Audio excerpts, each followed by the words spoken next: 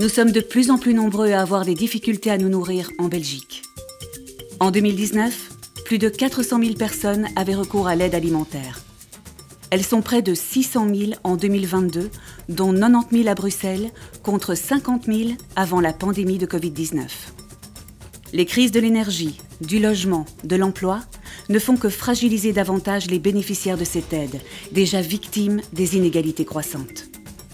Initialement conçue dans l'après-guerre par le secteur associatif pour remédier aux lacunes de l'État-providence, l'aide alimentaire a depuis montré ses limites.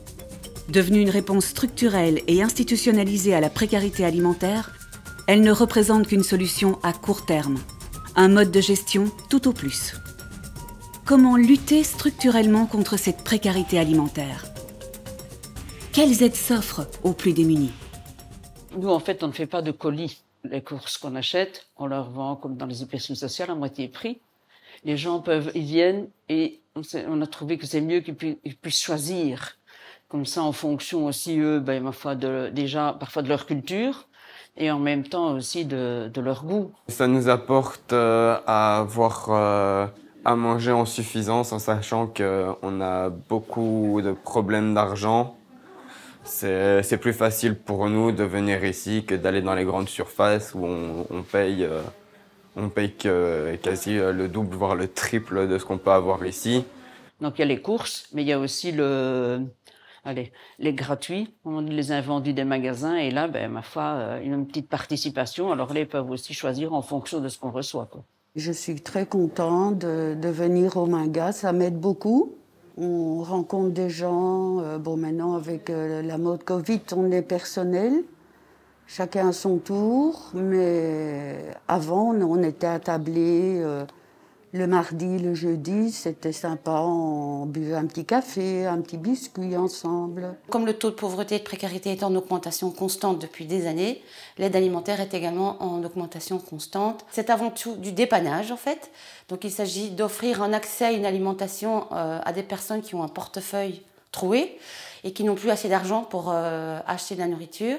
Et on a remarqué qu'avec ce qu'elles reçoivent, que ce soit dans les distributions de colis, les restaurants sociaux ou les épiceries sociales, voire même les frigos, c'est pas suffisant. Donc c'est vraiment un complément sur le mois pour les dépanner un tout petit peu. Mais donc c'est une mesure sparadrap, comme on l'appelle. L'aide alimentaire est principalement organisée autour de 4 dispositifs en Belgique. Il y a d'abord les centres de distribution de colis qui offrent gratuitement des colis de denrées sèches ainsi que des fruits et légumes. Il y a ensuite les restaurants sociaux qui offrent à petit prix des repas chauds et complets tous les midis, tous les jours de la semaine. On en compte une vingtaine en région bruxelloise. Viennent après les épiceries sociales. Ce sont des petits magasins qui mettent à disposition les excédents de stock des grands magasins jusqu'à 80% moins cher. Il y a enfin les frigos solidaires qui mettent à disposition de la nourriture fraîche. Il faut ajouter à cela tous les bars à soupe et la distribution des maraudes. Nous, personnellement, dans notre situation, si on n'aurait pas ça, on n'aurait rien à manger à partir du milieu de mois jusqu'à la fin du mois, quoi. Donc c'est assez compliqué pour nous. C'est pour ça que je remercie encore toute l'équipe ici qui se donne un maximum pour aider les personnes dans le besoin, telles que ma famille à moi, en tout cas.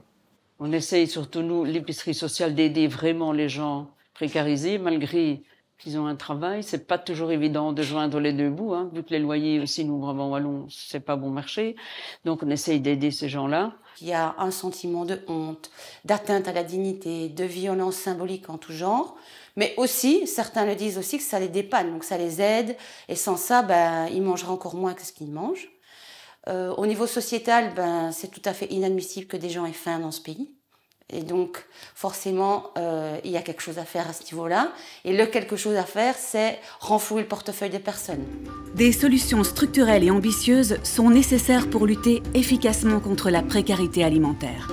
Au niveau politique, elles impliqueraient notamment d'augmenter tous les revenus de remplacement au-dessus du seuil de pauvreté, de soutenir une fiscalité qui redistribue mieux les richesses, de militer pour des services publics de meilleure qualité et accessibles à toutes et à tous, de réguler le commerce international afin de stopper la spéculation sur les denrées alimentaires, d'offrir un accès à tous à l'alimentation durable dans la restauration collective. Et pourquoi ne pas réfléchir à la mise en place d'une sécurité sociale de l'alimentation? Quand on a accès à l'aide alimentaire, c'est aussi une nourriture peu choisie. Et si c'est choisi dans des gammes très peu variées et souvent peu qualitatives. Même si le secteur lui-même, quand même, les organisations travaillent à l'amélioration de la qualité de ce qu'elles proposent quand même. Il y a plein d'initiatives qui se prennent. Mais comme je dis toujours, si même on proposait des paniers bio gratuits à toutes les personnes précarisées, c'est pas pour ça qu'elles seraient moins pauvres. À l'heure actuelle, la volonté politique est de continuer à soutenir l'existant, de réfléchir éventuellement à l'accès au droit à l'alimentation plutôt que l'aide alimentaire, mais les moyens économiques et financiers ne suivent pas. Et donc, quelque part, oui, il y a une question de volonté politique d'essayer de faire bouger les choses. Et une des pistes serait de rendre effectif, par exemple, le droit à l'alimentation, qui est beaucoup plus large que l'aide alimentaire et qui revendique l'accès à une alimentation digne et de qualité pour tout le monde. Et là, pour l'instant, on va dire que la volonté politique est faible.